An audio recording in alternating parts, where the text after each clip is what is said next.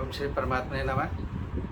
मैं senior professor हरिहृदय Awasthi अपने परम पूज्य प्रातः स्मरणीय गुरु जी वेद मूर्ति तपोनिष्ठ गीता उपनिषद पुराण धर्मशास्त्र के विशेषज्ञ प्रोफेसर पंडित भगवत शरण शुक्ल जी के साथ में आप सभी का Awasthi Ayurveda anatomy yoga and spirituality channel पे हार्दिक स्वागत करता हूँ।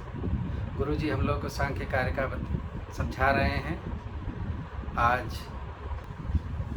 42वीं कार्य का सरल अर्थ गुरु जी बताएंगे।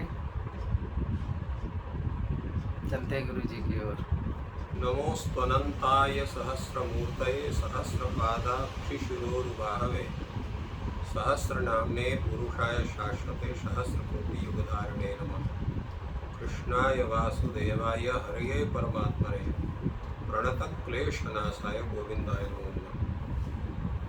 इस चैनल से संबद्ध सभी विद्वद्गण, सभी जिज्ञासु छात्रवृंद, सहृदय सज्जन वृंद एवं इस चैनल के संस्थापक तथा प्रबंधक आचार्य हरिहृदय अवस्थी जी, आप सभी का इस सांख्य शास्त्र विचार परंपरा में स्वागत है।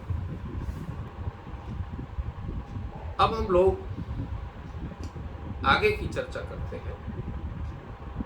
ये जो कहा गया कि सूक्ष्म शरीर का जो अस्तित्व है वो इस प्रकार है, जिसकी चर्चा भी की गई, और वही संसरण करता है।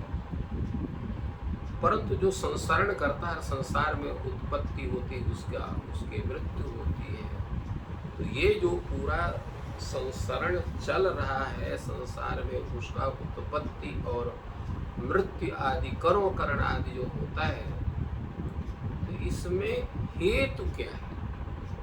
किस हेतु से वह इस संसार में सूक्ष्म शरीर को जो है स्थूल शरीर में उपस्थापित करके और वो संसार की क्रीड़ा में उपस्थित होता है? इसका मुख्य हेतु क्या है? वो हेतु कौन है? उस हेतु को यहाँ पर बतलाया जा रहा है। एवं सूक्ष्म शरीर अस्तित्व उत्पाद यथा संसरत येन हेतु न च तद उभयम आह। संसार के संसरण को और जिस हेतु के द्वारा संसार में संसरण होता है, उस हेतु को, दोनों को यहाँ पर इस कारिका में बता रहे हैं। पुरुषार्थ हेतुकमिदं निमित्त नैमित्तिक प्रसंगेन प्रकृतेर विभुत्व योगान नटवत व्यवतिष्ठते लिंगम। बहुत सुंदर इसमें विचार है। पुरुषार्थ हेतुकम इदम, यह जो सूक्ष्म शरीर है इसका हेतु कौन है? पुरुषार्थ। तो पुरुषार्थ के लिए उत्पन्न यह जो सूक्ष्म शरीर धर्म अथवा अधर्म इत्यादि के जो निमित्त नैमित्तिक प्रसंगे न पुरुषार्थ हेतु मिदम। तो नित्य नैमित्तिक क्या है? नित्य नैमित्तिक कर्म विशेष है। नित्य कर्म है, निमित्त कर्म है, नैमित्तिक है। तो सूक्ष्म शरीर के जो हेतु है ये धर्म है, अधर्म इत्यादि जो निमित्त है, वही जो है उसके कार्य जो स्थूल शरीर से संबंध होने के कारण वो होते हैं। कैसे होते हैं? प्रकृते विभुत्व योगा, प्रकृति के विभुत्व शक्ति के संयोग से होते हैं। और उसके संयोग से कैसे वो होते हैं? वो व्यवहार होते हैं नटवत लिंगम व्यवतिष्ठते।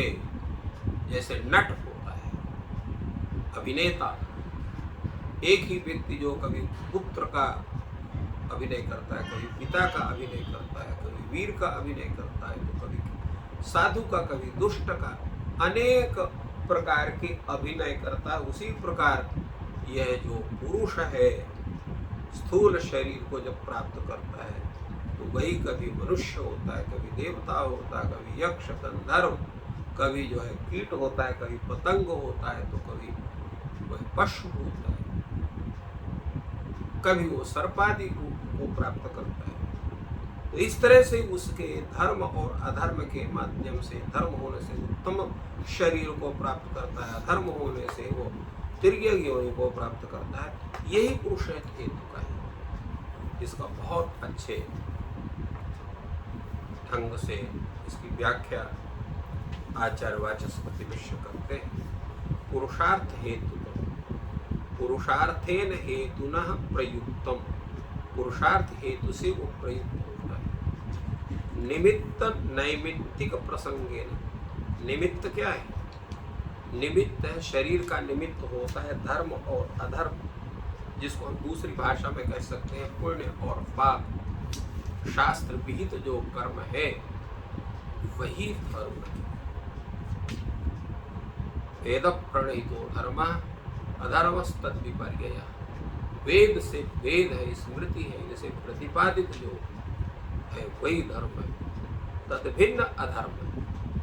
तो धर्म अधर्म आदि नैमित्तिक क्या है? नैमित्तिकम तेषु तेषु निकायेषु यथा यथम षाट कौशिक शरीर ग्रह, उस धर्म के आधार पर या अधर्म के आधार पर उन जो है निमित्तों से वह जो सूक्ष्म शरीर है वो स्थूल शरीर में, कौन स्थूल शरीर है? षट कौशिक, जिसका षट कोश ऋषि पहले चर्चा हुई थी। तो वह उस शरीर को प्राप्त करता है। और वो कैसे होता है? सही धर्मादि निमित्त प्रभवा। अगर आप देव शरीर को प्राप्त करते हैं, गंधर्व शरीर को प्राप्त करते हैं, यक्ष शरीर को प्राप्त करते हैं, तो वो आपका पुण्यादि का फल होता है। मनुष्य शरीर पर तो वही पुण्यादि का फल होता है। परंतु पशु योनि है, कीट योनि है, पतंग योनि है, सरीसृप इत्यादि योनियां हैं, मशकादि योनि है, उनको जो प्राप्त करते उसमें अधर्म निमित्त होता है। इसलिए कहा धर्मादि निमित्त प्रभवा षाट कौशिक शरीर। तो निमित्तम च नैमित्तिकम च, तो निमित्त और नैमित्तिक उनका जहाँ पर प्रसंग है, अर्थात उसकी प्रसक्ति है, उसकी प्रसक्ति के कारण, उसकी प्राप्ति के कारण आपको तत्त शरीर की प्राप्ति होती है। और कैसे होती है? नटवत व्यवतिष्ठते लिंगम, वह जो सूक्ष्म शरीर है नट के समान तत्त जो स्थूल शरीर में पाप आदि के कारण, पुण्य आदि के कारण वो प्रविष्ट होता रहता है। और जैसा बताया गया कि वो उसका एक कार्य समय विशेष है, जितने समय तक उस शरीर में उतने समय तक रहेगा। यथा ही नटः ताम ताम भूमिकां विधाय परशुराम व अजात शत्रु व वत्सराज व भवति। जैसे नट है उस भूमिका को लेकर के कभी परशुराम बनता है, कभी अजात शत्रु बनता है, कभी वत्सराज बनता है। इसी प्रकार तत्स्थूल शरीर के परिग्रह आदि से कभी देव होता है, कभी मनुष्य होता है, कभी पशु होता है, कभी वनस्पति होता है, कभी कीट होता है, कभी पतंग होता है। और इसके बाद फिर जो है उससे जब निकलता है फिर सूक्ष्म शरीर को स्वरूप में वो रहता है। अब ये इसका जो मुख्य है कि भाई ये जो इस तरह से उसकी व्यवस्था बनती है कि कब वो इस शरीर को प्राप्त है, कब उस, ये इस प्रकार का सामर्थ्य उसको कहाँ से आता है? कुतस्त्या पुनः अस्य ईदृशो महिमा, इस प्रकार की इसकी महिमा कैसे बनती है? तो कहा प्रकृतिर विभुत्व योगा, प्रकृति का विभु के साथ योग होने से, प्रकृति की जो विभुत्व शक्ति है उसके संयोग होने से उसकी एक तत्त शरीर धारण की क्षमता उसके अंदर विकसित होती है धर्म और अधर्म के कारण। इसमें प्रमाण क्या है? तो तथा च पुराण से पुराण पर है वैश्वरूप्यात् प्रधानस्य परिणामोयमद्भुतः। यह जो प्रकृति है ये क्या है? वैश्व रूप। वैश्व माने नाना रूप वाली है। तो नाना रूप वाली ये प्रकृति के होने के कारण यह जो कारण शरीर से युक्त जो यह जीव है वह नाना योनि में जो है वो उत्पन्न होता है, उसको धारण करता है। इस प्रकार वाचस्पति मिश्र ने इस कारिका की व्याख्या करके नाना शरीरों की प्राप्ति का मुख्य कारण क्या है इसकी व्याख्या उन्होंने की है। तो इस प्रकार गुरु जी ने बहुत ही सरल शब्दों में कारिका का अर्थ हम लोगों को समझाया। आपका दिन शुभ हो, ईश्वर आपकी सहायता करे।